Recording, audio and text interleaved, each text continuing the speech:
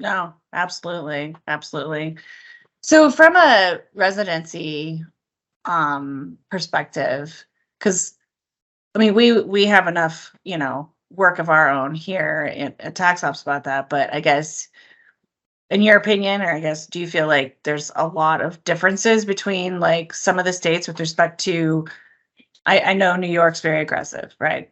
But I guess from a technical perspective on like the residency rules, do you feel like New York's a little bit more like they're a tougher state to claim or to prove non-residency than maybe another state? Yeah, I know I that's mean, that. I know that's kind of a loaded question because we sometimes get questions about like, is this state better than this state? And yeah, there's always gray, but the rules in most states are either similar or really the same. okay. Like someone leaving Colorado Yes. has the Yes. same sort of, same residency test as someone leaving New York. There's a domicile test, there's like a day Yep. count test, like so that, California's rules are a little bit different, but they all sort of sound in the same concepts of this domicile thing. So, in that sense, the rules are the same. I think New York just being so aggressive, they don't have different tests really. Sure.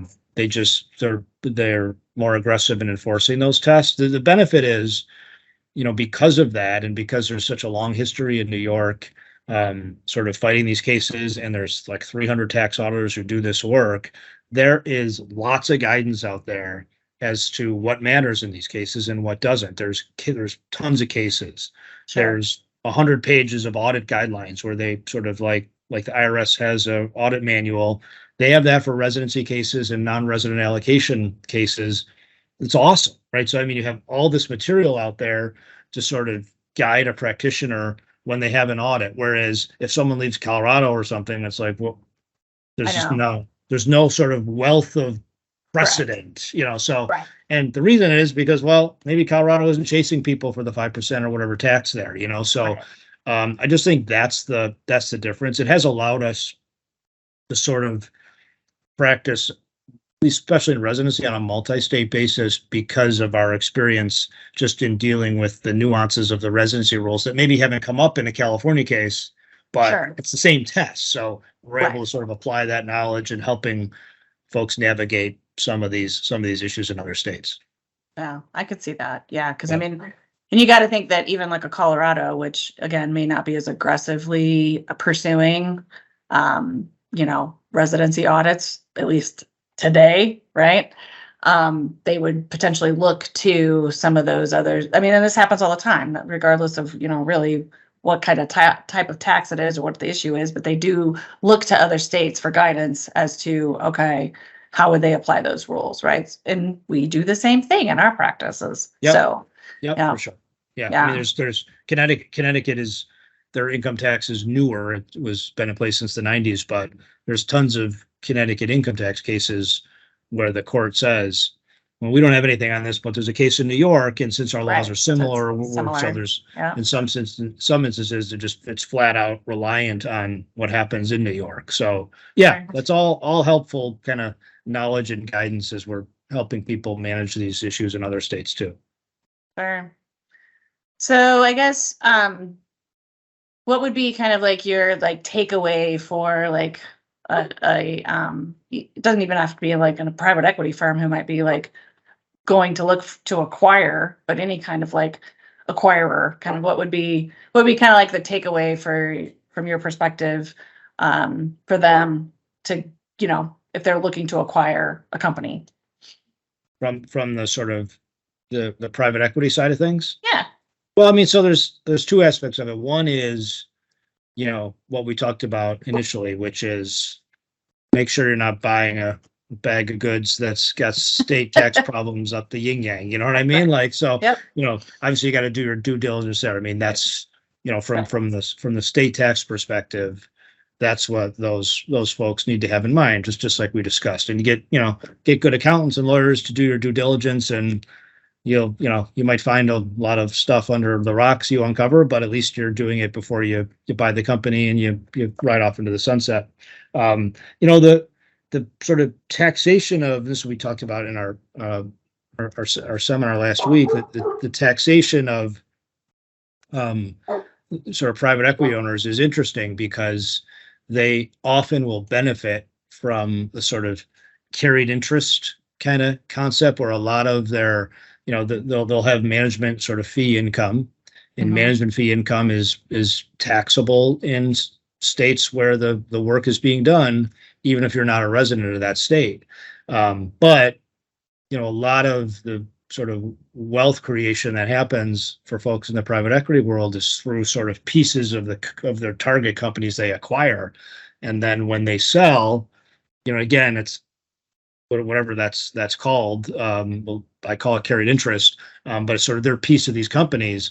Well, that is almost always just treated as investment, as capital gain. Yeah. It's an intangible. So in addition to the sort of the capital gain benefit of carried interest, which is a long tortured thing about whether or not hedge fund folks and private equity owners should get sort of capital gains treatment, it has an important effect on state taxes too, because even though, I mean, particularly like in the hedge fund context, where you have the hedge fund owners receiving management fees and sort of incentive fees for their services, but yet the incentive fees are capital gain, and the incentive fees aren't taxed in any non-resident states. It's the same thing with the private equity folks who sort of sell, they have huge income events from the sale of a target. Well, they're not paying any income tax themselves personally on their piece in any states except the state where they're a resident. So then the issue for them, so on both sides, you could have, both sides of the deal where buyer wants to get out of New York and seller wants to get out of California before this transaction happens to save 14% taxes. So you'll have both of them trying to leave. So the similar issue will, come up on this buyer side, on the private equity side, just making sure that there's a real benefit to be had if you're living in a no or low tax state. So that's a consideration that always comes up for those folks as well. Yeah. Okay, good. Yeah. Yeah, and I guess, we've kind of been talking about the private equity space, but I guess, one of the things that I think we as a firm do, and I'm sure that you guys do too, right, is, when we even maybe get a new client who's, maybe they've been, operating for a few years or whatever, we always ask about, hey, are you entertaining some kind of exit strategy? And what is that going to be? Back to your point about planning, because it's really important for things to be put in place for them to, have the best tax outcome should they decide to sell. So yeah, I mean, I was just working with a client this week, and he was closely held company, S corporation, and he had sort of engaged us to help him move into Florida. Wanted to make sure that sort of the way his income from this S corporation was taxed, was most tax efficient, wasn't taxed in New York. And in looking at the sort of shareholders agreement and such, we're like, well, problem here is what you have set up, like, forget about the New York thing. New York thing's great. We got a good plan. But if the IRS ever looked at this, like they'd void your S election, right? So they were basically paying out all the salary to the owners, and it wasn't great.